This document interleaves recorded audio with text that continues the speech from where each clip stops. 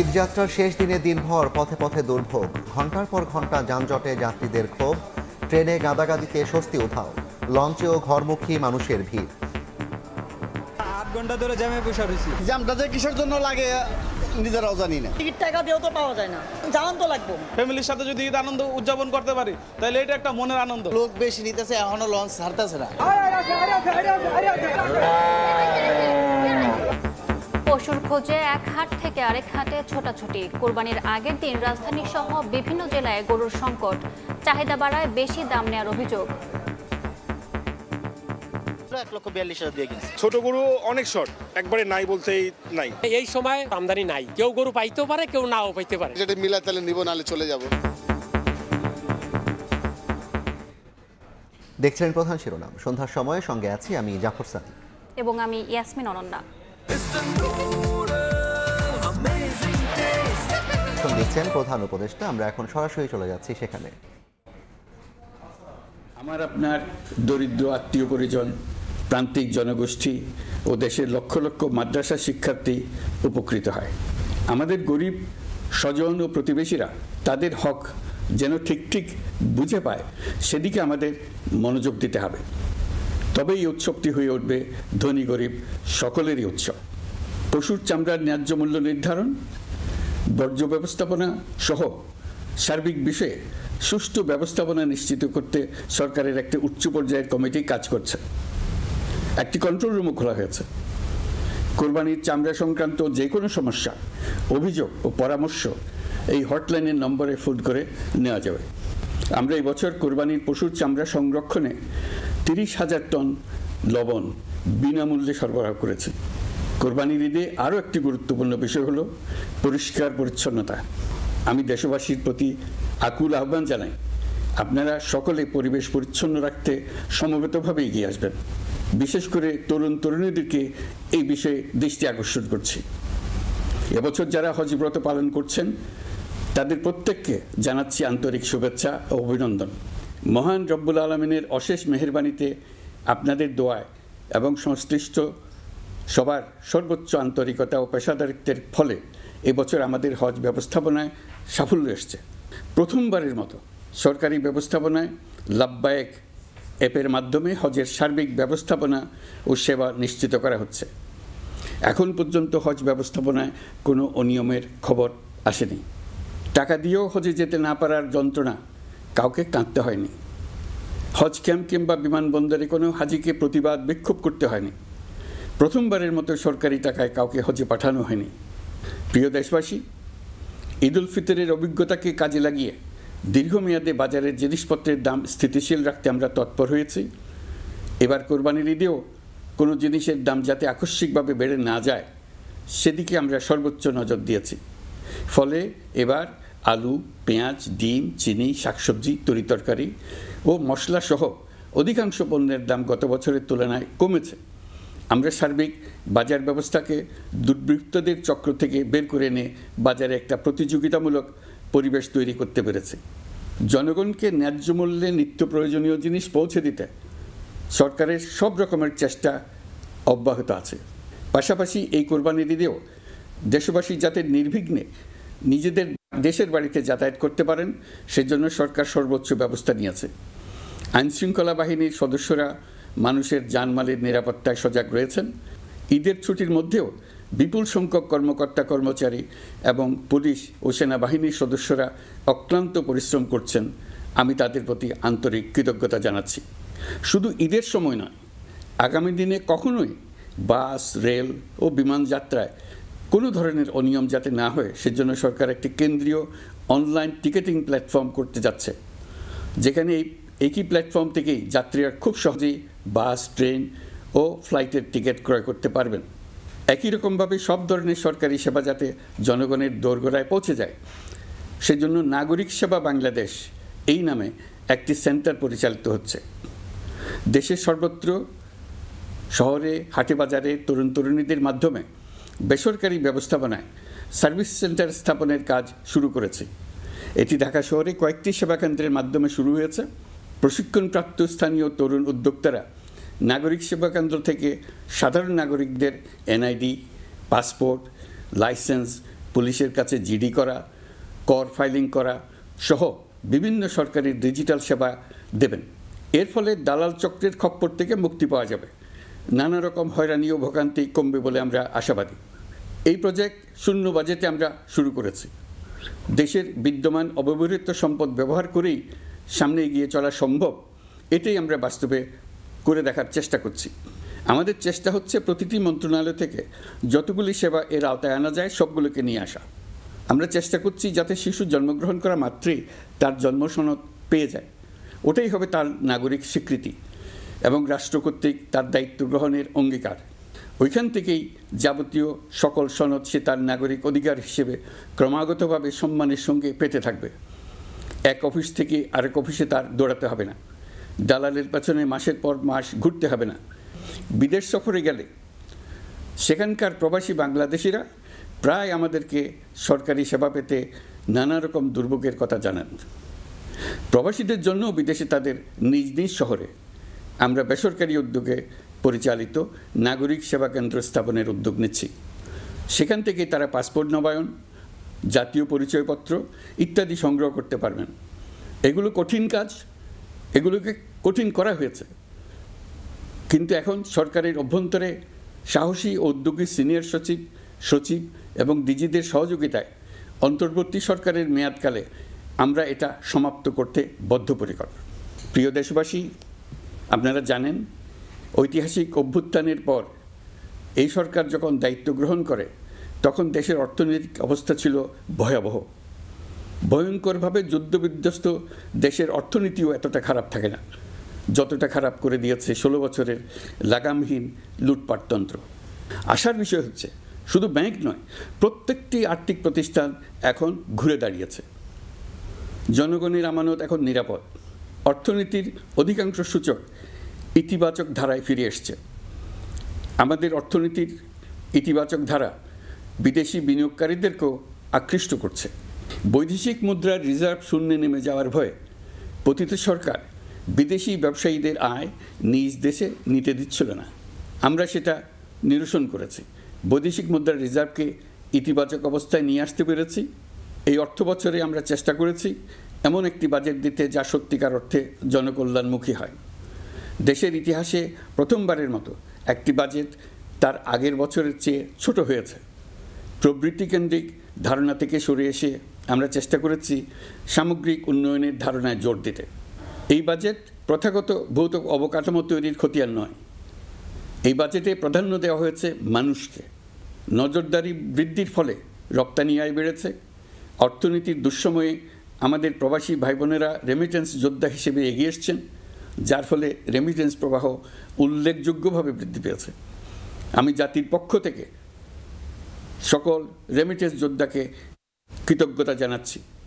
স্বৈরাচারী সরকারের পতনের পর অর্থ পাচার রোধে কঠিন পদক্ষেপ নিয়েছে অন্তর্বর্তী সরকার। এছাড়া পুরনো আমদানির দায় পরিশোধ হওয়ায় বৈদেশিক মুদ্রার রিজার্ভের উপরও চাপও কমেছে।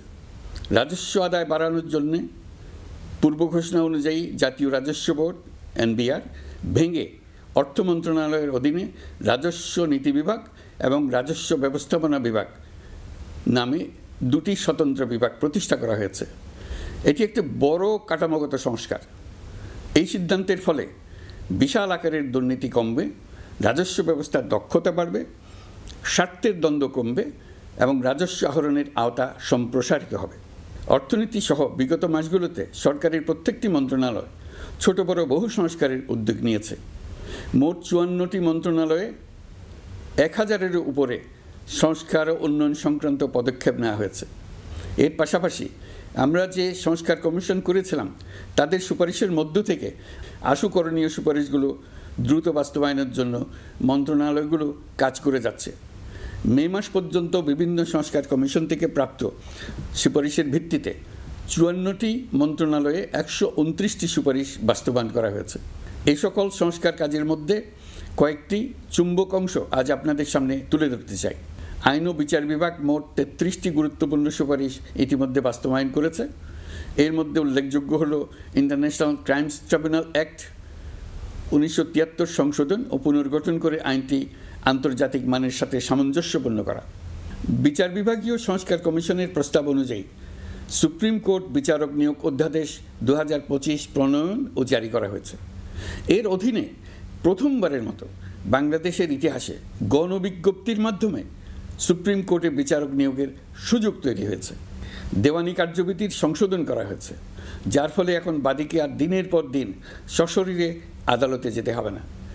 এক একটি দেওয়ানি মামলা নিষ্পত্তি হতে আগে যত সময় লাগত, এই সংশোধনীর ফলে সময়সীমা অর্ধেকে কমিয়ে আনা সম্ভব হবে বলে আমরা মনে করছি।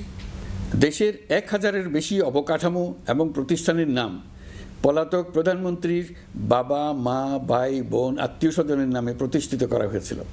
তার মধ্যে ছিল সেনানিবাস, বিমান ঘাঁটি, নৌবাহিনীর জাহাজ, মেগা সেতু, সড়ক, স্থাপনা, স্কুল, কলেজ, বিশ্ববিদ্যালয়, হাসপাতাল, গবেষণা কেন্দ্র, আরও বহু কিছু। এগুলোর সব নাম পরিবর্তন করা হয়েছে। নারী ও শিশু নির্যাতন দমন আইন সংশোধন করা হয়েছে। প্রবাসী ভাই বোনদের অনেক দিনের দাবির পরিপ্রেক্ষিতে পাওয়ার অফ অ্যাটর্নি বিধিমালা সংশোধন করা হয়েছে। এখন পুরনো পাসপোর্টে নো ভিসা রিকোয়ার্ড স্টিকার থাকলে কিংবা জন্মসনদ থাকলে বিদেশ থেকে পাওয়ার অফ অ্যাটর্নি সম্পাদন করতে পারবে। আগামী 2 মাসের মধ্যে আইনগত সহায়তা কার্যক্রম ব্যাপকভাবে বিস্তার করা হবে। বছরে এখন গড়ে 35,000 মামলা নিষ্পত্তি হয়। আমাদের লক্ষ্য এটিকে 2 লক্ষ মামলায় উন্নতি করা। মামলা দায়েরের 48 ঘন্টার মধ্যেই যাদের বিরুদ্ধে মামলার কোনো ভিত্তি নেই তাদের বাদ দেওয়ার ব্যবস্থা করা হচ্ছে। আমরা সর্বোচ্চ চেষ্টা করেছি দেশের মানুষকে লুটপাটতন্ত্র থেকে বের করে আনতে। আপনারা জানেন, বিগত 16 বছরে উন্নয়নের নামে মেগা প্রকল্প নিয়ে কী পরিমাণ লুটপাট হয়েছে। মেগা প্রকল্পগুলো যেন হয়ে উঠেছিল মেগা ডাকাতির প্রকল্প। আমরা দায়িত্ব গ্রহণের পরপরই বিভিন্ন উন্নয়ন প্রকল্প পুনরায় মূল্যায়ন করে দেখেছি যে প্রায় সব প্রকল্পেই ভৌতিক ব্যয় ধরা হয়েছে। শুধুমাত্র সড়ক, পরিবহন ও মহাসড়ক বিভাগ, সেতু বিভাগ, রেল মন্ত্রণালয়, বিদ্যুৎ বিভাগ, জ্বালানি ও খনিজ সম্পদ বিভাগ, এই 5টি বিভাগে ব্যয় সংকোচ করা হয়েছে 46,308 কোটি টাকা। এই টাকা দিয়ে জ্বালানি খাতে সমস্ত বকেয়া মিটিয়ে দিয়ে বকেয়ার পরিমাণ শূন্যে নামিয়ে আনা হয়েছে। বৈদেশিক ঋণ পরিশোধ করে সব ধরনের ঋণের ফাঁদ থেকে বেরিয়ে আসা আমাদের অগ্রাধিকার। দেশে বিনিয়োগ বাড়ানো ও নতুন কর্মসংস্থান তৈরিতে আমাদের গুরুত্ব দিতেই হবে। তা না হলে এদেশকে আমরা যে স্থানে নিয়ে যেতে চাই সেখানে নিয়ে যাওয়া সম্ভব হবে না। বিনিয়োগ ও কর্মসংস্থানের ব্যাপারে রাজনৈতিক দল ও জনগণ আমাদের সর্বাত্মক সমর্থন করছেন। সকলের মধ্যে ব্যাপক আগ্রহ, কৌতূহল আমাদের অনুপ্রেরণা যোগাচ্ছে। সংশ্লিষ্টদের সঙ্গে আলোচনা করে বিনিয়োগ পরিবেশ উন্নত করতে 30টি মূল সংস্কার কাজকে অগ্রাধিকার দেওয়া হয়েছে এবং ইতিমধ্যে 18টি সুপারিশ বাস্তবায়ন করা হয়েছে। বিনিয়োগ বান্ধব পরিবেশ গড়ে তুলতে এবং দেশি বিদেশি শিল্প প্রতিষ্ঠানের মধ্যে সংযোগ সৃষ্টি করতে আমরা সর্বোচ্চ চেষ্টা করে যাচ্ছি। গত অক্টোবর হতে মার্চ পর্যন্ত নেট বিদেশি বিনিয়োগ এসছে মোট 756 মিলিয়ন মার্কিন ডলার, অর্থাৎ প্রায় 9,247 কোটি টাকা। বাংলাদেশ ইনভেস্টমেন্ট সামিট 2025-এ নির্দিষ্ট খাতভিত্তিক সেশনের মাধ্যমে ব্যবসায়ী চেম্বার, ব্যাংক ও বেসরকারি খাতের অন্যান্য অংশীদারদের মধ্যে আলোচনা হয়েছে। ইনভেস্টমেন্ট সামিটে বিদেশি বিনিয়োগকারীরা ও রাজনৈতিক দলগুলোর মধ্যেও আলোচনার জন্য আলাদা ব্যবস্থা রাখা হয়েছিল, যাতে করে পরবর্তীতে যে দলই ক্ষমতায় আসুক না কেন তারা যেন বিনিয়োগ বান্ধব বাংলাদেশ গড়তে নিজেদের প্রতিশ্রুতির কথা জানাতে পারেন। সম্প্রতি চীনের বাণিজ্যমন্ত্রী চীনের 100টি কোম্পানির প্রায় 150 বিনিয়োগকারী ও ব্যবসায়ী নিয়ে বাংলাদেশে এসছেন। আমরা আশা করছি খুব দ্রুতই বড় আকারের বিদেশি বিনিয়োগ দেখতে পাব। সম্প্রতি আমি চীন, কাতার, জাপান সহ কয়েকটি দেশ সফর করেছি। এসব সফরেও বিভিন্ন বৈঠকে বাংলাদেশের অর্থনৈতিক সম্ভাবনা অগ্রগতির কথা তুলে ধরেছে। দ্বিপাক্ষিক বাণিজ্য বিনিয়োগের বিষয়ে ফলপ্রসূ আলোচনা হয়েছে। আরও বেশি সংখ্যক বাংলাদেশি যাতে বিদেশে কর্মসংস্থানের সুযোগ পায় সে চেষ্টা করেছে। বাংলাদেশে কাতারি বিনিয়োগকারীদের জন্য একটি বিশেষ অর্থনৈতিক অঞ্চল গড়ে তোলার বিষয়ে আমাদের মধ্যে আলোচনা হয়েছে। বাংলাদেশের লাখো লাখো ছেলেমেয়েরা মাদ্রাসায় পড়াশোনা করে, তাদের জন্য প্রযুক্তি শিক্ষা ও বিদেশি ভাষা শিক্ষা চালু করতে আমরা কাতার চ্যারিটির সাহায্য চেয়েছি। গত মাসে আমি জাপান সফরে গিয়েছিলাম। এই সফরে জাপানের প্রধানমন্ত্রী বাংলাদেশকে বাজেট সহায়তা ও রেলপথ উন্নয়নের জন্য $1 বিলিয়ন মার্কিন ডলারের ঋণ ঘোষণা করেছেন। দ্বিপাক্ষিক 3টি চুক্তিপত্র বিনিময় হয়েছে। এই সফরে দুই দেশের মধ্যে অর্থনৈতিক বিনিয়োগ ও অন্যান্য সহযোগিতার ক্ষেত্রে 6টি সমঝোতা স্মারক অর্থাৎ MOU স্বাক্ষর হয়েছে। বাংলাদেশের কর্মশক্তির দক্ষতা বৃদ্ধি এবং জাপানে তাদের কর্মসংস্থান সহজতর করার লক্ষ্যে জাপানের সঙ্গে আমরা 2টি সমঝোতা স্মারকে স্বাক্ষর করেছি। জাপানের শ্রমিক সংকট রয়েছে, আমরা আগামী 5 বছরে জাপানে 1 লক্ষ কর্মী পাঠানোর চুক্তি সই করেছি। এর চাইতে আরও বেশি শ্রমিক ক্রমাগতভাবে পাঠানোর আয়োজন করে এসেছি। প্রিয় দেশবাসী, 1971 সালে বাংলাদেশ স্বাধীন হওয়ার পর অর্থনৈতিকভাবে আমাদের যে উন্নতির শিখরে থাকার কথা ছিল, বিশ্বের কাছে মাথা উঁচু করে দাঁড়াবার কথা ছিল, সেই উচ্চতায় আমরা পৌঁছতে পারিনি। আমরা চাই বাংলাদেশ দক্ষিণ এশিয়ার অর্থনৈতিক প্রাণকেন্দ্র হিসেবে প্রতিষ্ঠিত হোক। এই কারণে বিনিয়োগ পরিষেবার উন্নয়নের পাশাপাশি বন্দরের সক্ষমতা বাড়াতে উদ্যোগ নিয়েছি। এটা করা সম্ভব না হলে দেশের কোটি কোটি মানুষের বেকারত্ব ঘুচবে না, অর্থনৈতিক সংকট রয়েই যাবে। চট্টগ্রাম বন্দর নিয়ে অনেকের মধ্যে কৌতূহল তৈরি হয়েছে। মাঝে মাঝে এমন কথাও শুনেছি যে এই বন্দর বিদেশিদেরকে নাকি দিয়ে দেওয়া হচ্ছে। আমি আগেও জানিয়েছি, চট্টগ্রাম বন্দর হলো বাংলাদেশের অর্থনীতির হৃৎপিণ্ড। বর্তমানে এই হৃৎপিণ্ড অতি দুর্বল। এখন যে অবস্থায় আছে সেই অবস্থায় তাকে রেখে দিলে আমাদের অর্থনীতিকে সামনে এগিয়ে নিয়ে যাওয়া সম্ভব হবে না। এই হৃৎপিণ্ডকে বড় করতে হবে, মজবুত করতে হবে, সুঠাম করতে হবে। তা করতে হলে বহু উদ্যোগ গ্রহণ করতে হবে, অভিজ্ঞদের সাহায্য লাগবে। আমরা যাদের সঙ্গে যোগাযোগ করেছি তারা বন্দর ব্যবস্থাপনায় বিশ্বের সেরা, সবচেয়ে অভিজ্ঞ। তারা ইউরোপ, কানাডা, অস্ট্রেলিয়া, চীন, দক্ষিণ কোরিয়া, ভারত, পাকিস্তান, তুরস্ক, মধ্যপ্রাচ্য ও আফ্রিকা সহ বিশ্বজুড়ে বন্দর পরিচালনা করে। তাদের কাজ বন্দর ব্যবস্থাপনা। আমাদের লক্ষ্য হলো বন্দর ব্যবস্থাপনার কাজ যত তাড়াতাড়ি সম্ভব তাদের কাছ থেকে শিখে নাও। আমি গ্যারান্টি দিয়ে বলতে পারি, যদি 31 সালের মধ্যে আমরা বন্দরের কাজ শিখে ফেলি, এর পরবর্তী 5 বছরে অর্থাৎ 36 সালের মধ্যে পৃথিবীর যত দেশে যত বন্দর এই কোম্পানিগুলো চালায় তাদের বহু বন্দর এই বাংলাদেশিরাই পরিচালনা করবে। আপনারা যে বন্দরেই পা দেবেন দেখবেন সেখানে বাংলাদেশিরা আছেন। বহু লোকের কর্মসংস্থান হবে, বহু লোকের উপরে ওঠার সুযোগ হবে। তাদের নিজেদের প্রয়োজনেই তারা আমাদের চাকরি দেবে। আগে যে কোনো জাহাজে চড়লে দেখতাম জাহাজের নাবিক চট্টগ্রামের কিংবা সিলেটের। বন্দরের কাজ একবার শিখে নিতে পারলে ভবিষ্যতে আমরা যে বন্দরে যাব না কেন দেখব সেখানে চট্টগ্রাম, নোয়াখালী, সিলেট আর বরিশালের লোক, বাংলাদেশের লোক। আমাদের বন্দর যদি আধুনিক হয় তা শুধু বাংলাদেশের অর্থনীতিতেই ভূমিকা রাখবে না, বরং আমরা নেপাল, ভুটান সহ পার্শ্ববর্তী সকল দেশের অর্থনীতিতে ইতিবাচক ভূমিকা রাখতে সক্ষম হব। এই বন্দরই হবে অঞ্চলের অর্থনীতির সমৃদ্ধির চাবিকাঠি। কুমিরা থেকে টেকনাফ পর্যন্ত নানা বন্দরের কর্মচাঞ্চল্যে সমগ্র উপকূল অঞ্চল দক্ষিণ এশিয়ার একটি গুরুত্বপূর্ণ অর্থনৈতিক প্রাণকেন্দ্র হিসেবে প্রতিষ্ঠিত হবে। এই পুরো অঞ্চলে অনেকগুলো শিল্পাঞ্চল গড়ে উঠবে শুধু সমুদ্রের সান্নিধ্য এবং তার ব্যবহারের দক্ষতার কারণে। তার সঙ্গে গড়ে উঠবে আরেকটি নতুন শিল্প, আধুনিক পদ্ধতিতে সমুদ্রে মাছ পালন, আহরণ ও প্রক্রিয়াজাতকরণের শিল্প। এটি আরেকটি নতুন জগৎ সৃষ্টি করবে। এই ব্যাপারে আমরা আমাদের বন্ধু দেশগুলোর সঙ্গে আলোচনা শুরু করেছি এবং তারা উৎসাহ সহকারে সাড়া দিয়েছেন। বন্দর ব্যবস্থাপনার জন্য আমরা যাদেরকে আনছি তারা পৃথিবীর যেসব দেশে কাজ করে সেসব কোনো দেশেরই সার্বভৌমত্ব, জাতীয় নিরাপত্তা হুমকির মুখে পড়েনি। আমি দেশবাসীর প্রতি আহ্বান জানাই, আপনারা নিজেদেরকে ভিত্তিহীন বিরোধিতা এবং অপপ্রচারের শিকার হতে দেবেন না। অন্তর্বর্তীকালীন সরকারের বন্দর ব্যবস্থাপনার উদ্যোগে আপনাদের দৃঢ় সমর্থন অব্যাহত রাখুন। যারা বিরোধিতা করছে তাদের প্রতিহত করুন। আপনারা জানেন আমাদের দেশে এখন 12 লক্ষ রোহিঙ্গা বসবাস করছে।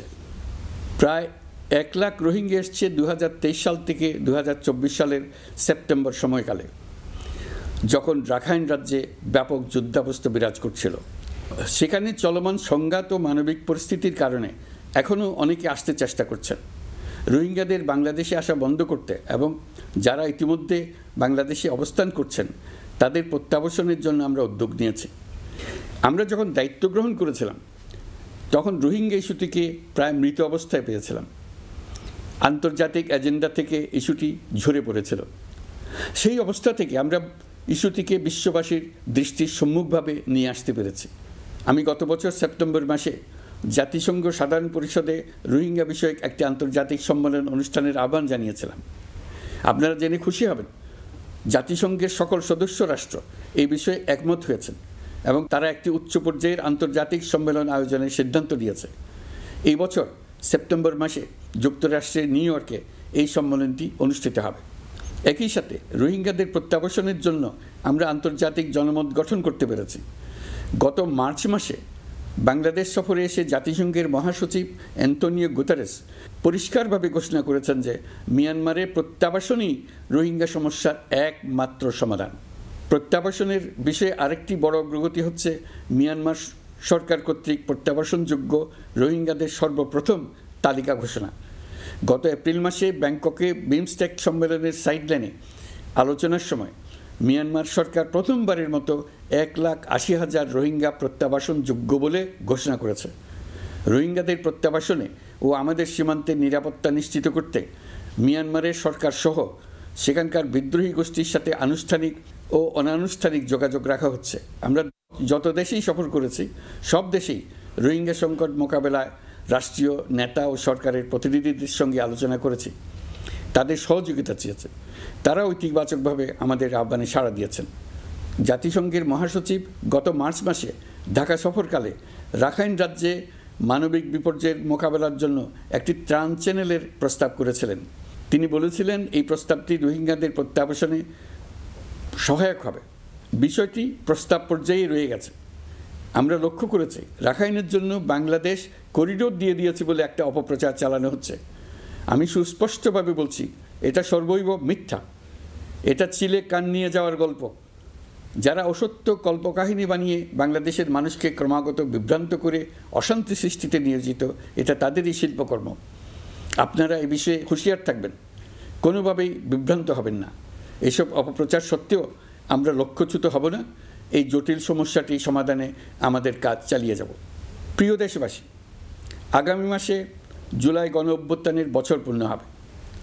যাদের আত্মত্যাগের কারণে এই অভ্যুত্থান সম্ভব হলো, আমরা তাদেরকে এবং তাদের পরিবারকে প্রতি মুহূর্তে আমাদের দৃষ্টিতে রেখেছি। তাদের জন্য নানা কর্মসূচি আমরা বাস্তবায়ন করে চলেছি। এখন পর্যন্ত 834টি শহীদ পরিবারের মধ্যে 630টি শহীদ পরিবারকে 10 লক্ষ টাকা করে 63 কোটি টাকার সঞ্চয়পত্রের জন্য ব্যাংক চেক দেওয়া হয়েছে। অবশিষ্ট যারা আছেন তাদের ওয়ারিশ নির্ধারণ সংক্রান্ত বিষয়গুলি নিষ্পত্তি সাপেক্ষে সঞ্চয়পত্র দেওয়া হবে। এর পাশাপাশি গণ অভ্যুত্থানে আহত প্রায় 12,500 জনকে 106 কোটি টাকা দেওয়া হয়েছে। গণ অভ্যুত্থানে আহতদের মধ্যে সরকারি বেসরকারি বিভিন্ন হাসপাতালে এই পর্যন্ত 15,393 জন চিকিৎসা গ্রহণ করেছেন। স্বাস্থ্যসেবা বিভাগের মাধ্যমে 40 জন আর মুক্তিযুদ্ধ বিষয়ক মন্ত্রণালয়ের মাধ্যমে 11 জনকে উন্নত চিকিৎসার জন্য সিঙ্গাপুর, থাইল্যান্ড ও রাশিয়া পাঠানো হয়েছে। তাদের চিকিৎসা বাবদ এই পর্যন্ত সরকার 61 কোটি টাকা ব্যয় করেছে এবং এই ব্যয় অব্যাহত আছে। আরও 28 জন জুলাই যোদ্ধাকে উন্নত চিকিৎসার জন্য সিঙ্গাপুর, থাইল্যান্ড ও তুরস্কে পাঠানোর প্রক্রিয়া চলছে। এখন পর্যন্ত বিভিন্ন হাসপাতালে চিকিৎসাধীনদের যুক্তরাজ্য, যুক্তরাষ্ট্র, ফ্রান্স, সিঙ্গাপুর, থাইল্যান্ড, চীন, মালয়েশিয়া ও নেপাল থেকে 26 জন বিশেষজ্ঞ চিকিৎসক এসে বিনামূল্যে চিকিৎসা দিয়েছেন। এই চিকিৎসকবৃন্দ শুধু যাতায়াত খরচ গ্রহণ করেছেন, এর বেশি কিছু তারা গ্রহণ করতে চান নাই। আমরা তাদের প্রতি কৃতজ্ঞ। এই পর্যন্ত শহীদ পরিবারগুলোকে সঞ্চয়পত্র প্রদান, আহত ব্যক্তিদের চিকিৎসা ও চেক প্রদান বাবদ সরকার মোট 285 কোটি টাকা ব্যয় করেছে। প্রিয় দেশবাসী, আমি শুরু থেকেই বলেছি, পতিত স্বৈরাচার বাংলাদেশকে যেভাবে ধ্বংসস্তূপ বানিয়েছে, সেখান থেকে নতুন করে যাত্রা শুরু করতে হলে ন্যূনতম 3টি আবশ্যিক কাজ সম্পন্ন করতে হবে। প্রথমত, বিচার ও জবাবদিহিতা প্রতিষ্ঠার উদ্যোগ দৃশ্যমান করে তোলা। দ্বিতীয়ত, রাষ্ট্রের গণতান্ত্রিক পুনর্গঠন ও প্রাতিষ্ঠানিক কাঠামোর সংস্কার সাধনে প্রয়োজনীয় ঐক্যমত ও পথনকশা তৈরি করা। তৃতীয়ত, একটি অবাধ, সুষ্ঠু ও শান্তিপূর্ণ নির্বাচন আয়োজন করে ক্ষমতা হস্তান্তরের গণতান্ত্রিক প্রক্রিয়া সম্পন্ন করা। এই লক্ষ্যে ধ্বংসপ্রাপ্ত নির্বাচন ব্যবস্থাকে স্থায়ীভাবে সংস্কার করা। এই 3টি ম্যান্ডেট হচ্ছে দেশবাসীর সাথে আমাদের চুক্তি। 24-এর শহীদের রক্তে ভেজা এই চুক্তি আপনাদের সার্বিক সমর্থন, আস্থা ও সহযোগিতা নিয়ে এবং পতিত শক্তি ও তার দোসরদের সৃষ্ট সকল বাধা বিপত্তিকে পরাভূত করে আমরা সম্মিলিতভাবে বাস্তবায়ন করতে সক্ষম হব বলে আমার দৃঢ় বিশ্বাস। গত বছর জুলাই আগস্ট মাসে সংঘটিত হত্যাযজ্ঞ সহ বিগত 16 বছরের গুম খুন নির্যাতনের সত্য উদ্ঘাটন এবং আর্থিক খাতের সীমাহীন দুর্নীতি, অনিয়ম ও অপরাধের বিচার প্রক্রিয়া আমরা শুরু করেছি। মানবতা বিরোধী অপরাধের বিচারের জন্য আন্তর্জাতিক অপরাধ ট্রাইব্যুনাল গঠনের পর প্রসিকিউশন টিম গঠন ও তদন্ত কর্মকর্তা নিয়োগের পাশাপাশি বিচারিক কার্যক্রম পরিচালনা প্রক্রিয়াধীন ছিল। যত দ্রুত সম্ভব বিচার কাজ শুরুর ব্যাপারে আমরা আশাবাদী ছিলাম। আপনারা জানেন, জুলাইয়ে সংঘটিত হত্যাযজ্ঞের বিচার ইতোমধ্যে শুরু হয়ে গেছে। বিচার কাজ যেন দ্রুত গতিতে সম্পন্ন হয় সেজন্য সরকারের পক্ষ থেকে যত রকম সহযোগিতা প্রয়োজন আমরা তা দিচ্ছি। বিচারের জন্য আন্তর্জাতিক অপরাধ ট্রাইব্যুনালের এজলাস কক্ষ ডিজিটাল প্রযুক্তিতে সমৃদ্ধ করা হয়েছে। ইতিহাসে প্রথমবারের মতো কোনো বিচার পর্ব আদালতের অনুমতিক্রমে সরাসরি কিংবা রেকর্ডকৃত পদ্ধতিতে গণমাধ্যমে প্রচারিত হচ্ছে। আমরা বিশ্বাস করি এতে করে বিচার বিভাগের প্রতি মানুষের আস্থা বাড়বে, বিচার নিয়ে অপপ্রচার বন্ধ হবে। প্রসিকিউশন বলছে, বিগত সরকার পতনের পর তাদের আজ্ঞাবহ ব্যক্তিরা বিভিন্ন গুরুত্বপূর্ণ সাক্ষ্য প্রমাণ বিনষ্ট করার চেষ্টা করেছে। থানা, হাসপাতাল সহ গুরুত্বপূর্ণ স্থানের দলিলপত্র পুড়িয়ে বা লুকিয়ে নষ্ট করার চেষ্টা করা হয়েছে। বিভিন্ন অপরাধমূলক স্থাপনার আকার, আকৃতি, দেয়াল ইত্যাদি ভেঙে এবং বিকৃত করে প্রমাণ লুকানোর চেষ্টা করা হয়েছে। বিভিন্ন ডিজিটাল এভিডেন্স যেমন ভিডিও, অডিও, ইন্টারনেট ডেটা যেগুলো ডিলিট বা ধ্বংস করার চেষ্টা করা হয়েছে, তদন্ত কর্মকর্তারা সর্বাধুনিক প্রযুক্তি ব্যবহার করে সেগুলো রিকভার এবং রেস্টোর করার কাজ করছেন। এই কাজে আমরা দেশবাসীর কাছেও সহযোগিতা কামনা করছি। স্বৈরাচারী সরকারের আমলে গত 16 বছরে রাজনৈতিক ভিন্নমত দমনের জন্য বিপুল সংখ্যক মানুষকে গুম করা হয়েছিল। এই মানুষগুলোকে এমন সব বন্দিশালায় আটকে রাখা হয়েছিল যাদের কোনোটির আয়তন ছিল মাত্র 3 ফিট বাই 3 ফিট। গুমের ঘটনা তদন্ত ও এই ভয়াবহ অপরাধের সঙ্গে যারা জড়িত তাদের বিচারের জন্য একটি স্বাধীন গুম সংক্রান্ত কমিশন নিরলসভাবে কাজ করে যাচ্ছে। তারা গুমের এমন রোমহর্ষক ঘটনা আবিষ্কার করেছে যা নিষ্ঠুরতার চূড়ান্ত সীমা ছাড়িয়ে গেছে। মানুষকে পেট কেটে সিমেন্টের বস্তা ঢুকিয়ে নদীতে ডুবিয়ে দেওয়া হতো, ইঞ্জেকশন দিয়ে অজ্ঞান করে জ্বলন্ত ইটভাটায় নিক্ষেপ করা হতো, ট্রেন ও গাড়ির নিচে ছুঁড়ে ফেলা হতো। কমিশন এখন পর্যন্ত 2টি অন্তর্বর্তীকালীন প্রতিবেদন জমা দিয়েছে। তারা এখনও প্রতিনিয়ত নতুন অভিযোগ পাচ্ছে। ইতিমধ্যে গুমের তদন্ত কার্যক্রমের জন্য ঢাকা শহরের 3টি, চাঁপাইনবাবগঞ্জ ও বগুড়া জেলায় 3টি গুমের কেন্দ্র পরিদর্শন ও সাক্ষ্য গ্রহণ করা হয়েছে। তদন্ত কাজে মানুষের সম্পৃক্ততা বাড়াতে বিশ্ববিদ্যালয়, মাদ্রাসা পর্যায়ে গণশুনানি গ্রহণ করা হয়েছে। মোট 8 শতাধিক শিক্ষার্থী, শিক্ষক, সাধারণ মানুষ গণশুনানিতে অংশ নিয়েছেন। গুম সংক্রান্ত বেশ কিছু অভিযোগ ইতিমধ্যে আন্তর্জাতিক অপরাধ ট্রাইব্যুনালের তদন্ত সংস্থার কাছে জমা হয়েছে। এছাড়াও এই সংক্রান্ত একটা আইন প্রণয়নের কাজ প্রায় শেষ পর্যায়ে আছে। অল্প কিছুদিনের মধ্যেই এটি চূড়ান্ত হবে বলে আশা করছি। গত 16 বছর ধরে এদেশের প্রতিটি স্তরে অপরাধ, অনিয়ম, দুর্নীতির ভাইরাস ছড়িয়ে পড়েছিল। এই রোগাক্রান্ত রাষ্ট্র ব্যবস্থাকে রোগমুক্ত করে জনগণের কল্যাণমুখী করতে হলে আমাদের রাজনৈতিক দলগুলোর সক্রিয় অংশগ্রহণ জরুরি। আমরা দায়িত্ব নেবার পর থেকেই রাজনৈতিক দলগুলোর সাথে নিয়মিত যোগাযোগ রেখেছি। বিভিন্ন ইস্যুতে রাজনৈতিক নেতাদের সঙ্গে আলাদা এবং একত্রিতভাবে বৈঠক করেছি। সর্বশেষ গত মাসের শেষ সপ্তাহেও বিভিন্ন রাজনৈতিক দলের নেতৃবৃন্দের সঙ্গে আমি বৈঠক করেছি এবং চলতি সপ্তাহে জাতীয় ঐক্যমত কমিশনের 2য় পর্বের আলোচনা শুরু করেছি। সরকার পরিচালনায় তারা তাদের গুরুত্বপূর্ণ মতামত তুলে ধরেছেন। রাজনৈতিক দলগুলো শুরু থেকে আমাদের সাথে সহযোগিতা করে আসছেন এবং সবসময় তারা সহযোগিতা অব্যাহত রাখার প্রতিশ্রুতি দিয়েছেন। প্রিয় দেশবাসী, আপনাদের নিশ্চয় মনে আছে জুলাই গণঅভ্যুত্থানের নেতৃত্ব অংশ নেওয়া শিক্ষার্থীরা একটি জুলাই ঘোষণাপত্র দেওয়ার কথা জানিয়েছিল। তারা আমাকেও সেখানে আমন্ত্রণ জানায়। আমি বলেছিলাম দেশের সকল রাজনৈতিক ব্যক্তিবর্গ, নাগরিক সমাজের প্রতিনিধি সহ অন্যদের সঙ্গে নিয়ে সকলে মিলে এই ঘোষণাপত্র দেওয়া ভালো হবে। এর পাশাপাশি আগামী জুলাই মাসেই সকল রাজনৈতিক দলের ঐকমত্যের ভিত্তিতে একটি জুলাই সনদ প্রস্তুত করে আমরা জাতির সামনে উপস্থাপন করতে পারব বলে আশা করছি। এই জুলাই সনদ হলো একটি প্রতিশ্রুতি, একটি জনকল্যাণমুখী রাষ্ট্র নির্মাণের জন্য সংস্কার কমিশন যে প্রস্তাবগুলো দিয়েছে সেগুলোর মধ্য থেকে রাজনৈতিক দলগুলো যে কয়টিতে একমত হয়েছে তার তালিকা থাকবে এই সনদে। জুলাই সনদে স্বাক্ষর করে তারা জাতির কাছে সেগুলো বাস্তবায়নের অঙ্গীকার করবে। জুলাই সনদ অনুযায়ী আশু করণীয় সংস্কার কাজগুলো আমরা বাস্তবায়ন করতে প্রতিজ্ঞাবদ্ধ। বাকি অংশের বেশ কিছু কাজও আমরা শুরু করে যেতে চাই। আশা করি অবশিষ্ট অংশ পরবর্তীতে নির্বাচিত সরকারের মাধ্যমে বাস্তবায়ন অব্যাহত থাকবে। প্রাতিষ্ঠানিক সংস্কারের দৃঢ় প্রতিশ্রুতি বাস্তবায়নে আমাদেরকে দৃঢ়ভাবে এবং ঐক্যবদ্ধভাবে এগিয়ে যেতে হবে। এর কোনো বিকল্প নেই।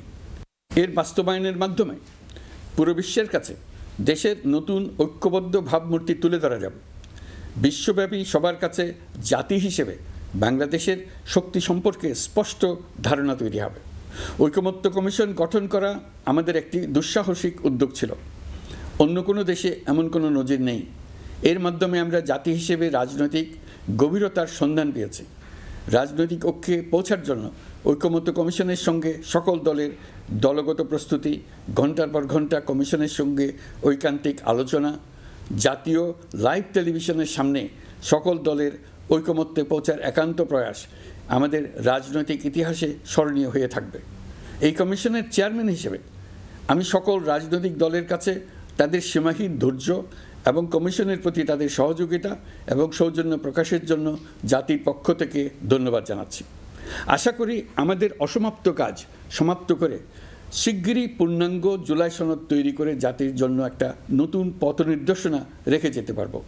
এই কমিশনের অভিজ্ঞতার মাধ্যমে দেশের যে নতুন রাজনৈতিক সংস্কৃতি গড়ে ওঠার সম্ভাবনা দেখা দিয়েছে, আগামী নির্বাচনের মাধ্যমে যদি সেটা বিকাশমানভাবে স্থায়ী রূপ দিতে পারি তাহলে আমরা ভবিষ্যতের সকল রাজনৈতিক সংকট মোকাবেলা করতে সক্ষম হব। সকল প্রস্তুতি সমাপ্ত করে দেশের সকল মানুষের, কিশোর কিশোরী, তরুণ তরুণী, ছাত্রছাত্রী, কৃষক, জেলে, গৃহিণী, দিনমজুর, শ্রমিক, ব্যবসায়ী, পেশাজীবী, শিল্পী সবাই মিলে চেষ্টা করে একটা সুন্দর নিখুঁত নির্বাচন আয়োজন করে নতুন বাংলাদেশের দৃঢ় ভিত্তি রচনা করব। প্রিয় দেশবাসী, আমি জানি আগামী জাতীয় নির্বাচন কখন হবে সে বিষয়ে সিদ্ধান্ত জানার জন্য রাজনৈতিক দল ও জনগণের মধ্যে বিপুল আগ্রহ রয়েছে। আমি বারবার বলেছি এই নির্বাচন ডিসেম্বর থেকে আগামী বছরের জুনের মধ্যে অনুষ্ঠিত হবে।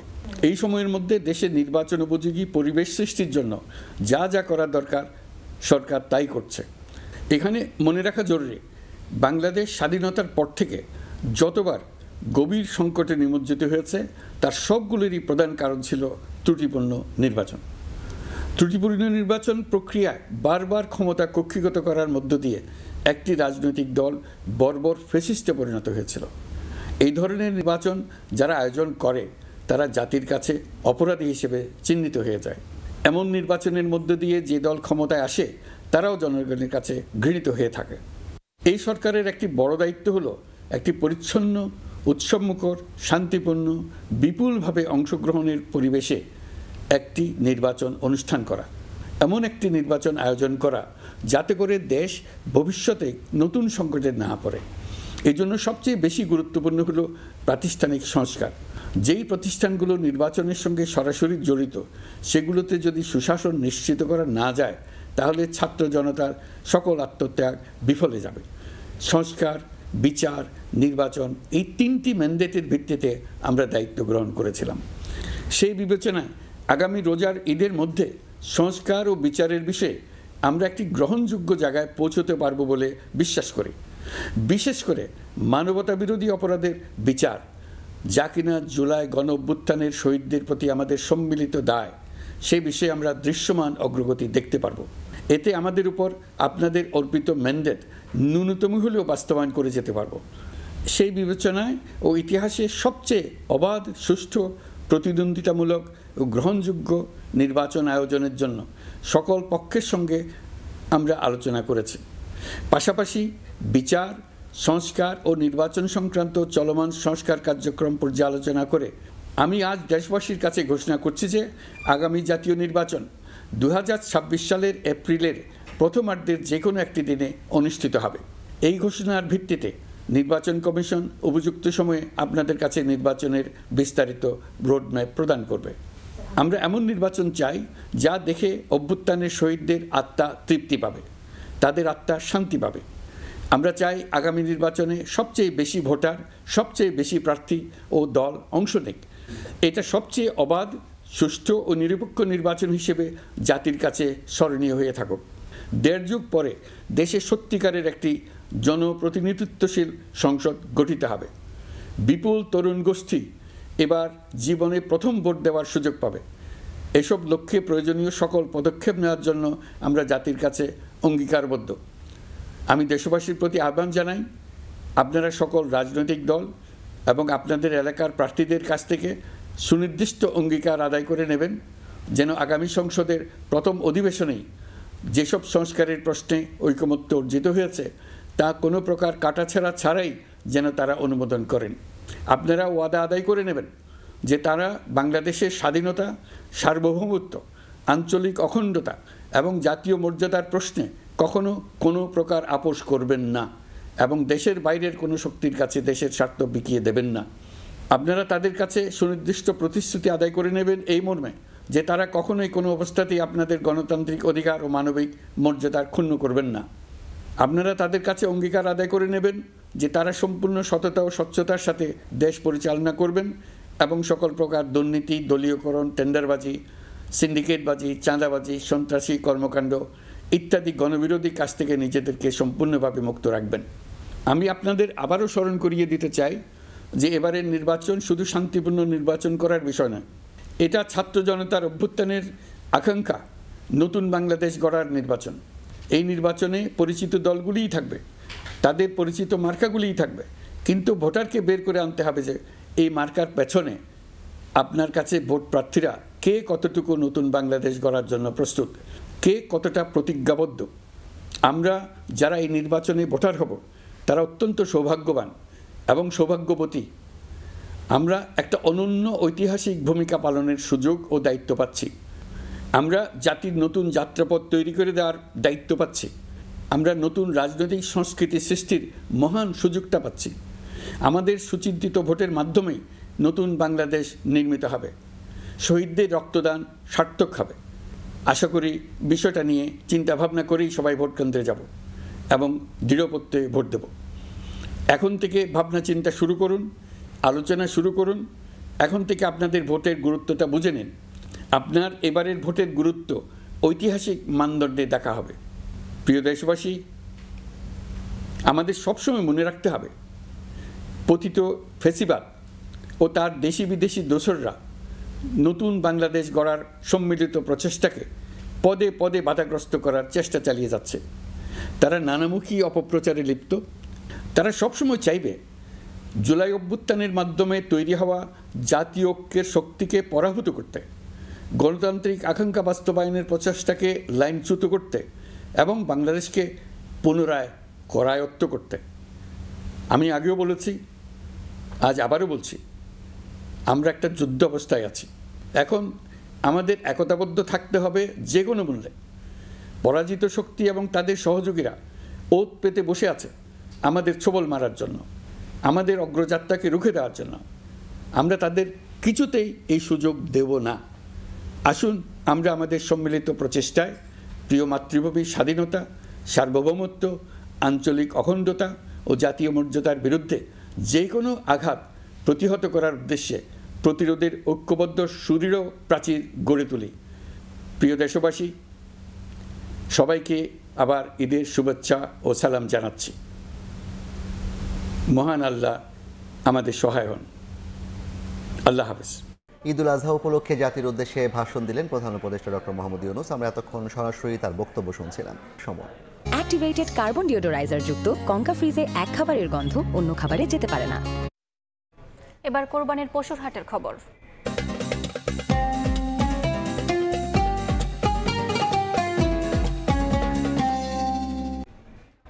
কোরবানির আগের দিন রাজধানীতে গরুর সংকট। পশুর খুঁজে এক হাট থেকে আরেক হাটে ছোটাছুটি করছেন ক্রেতা।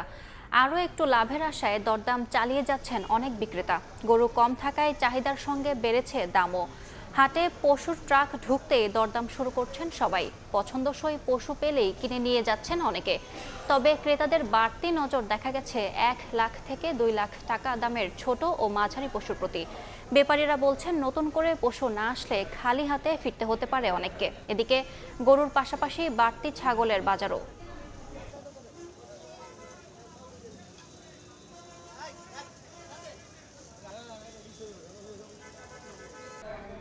এই ছিল সন্ধ্যার সময়। সঙ্গে থাকুন সময়ের।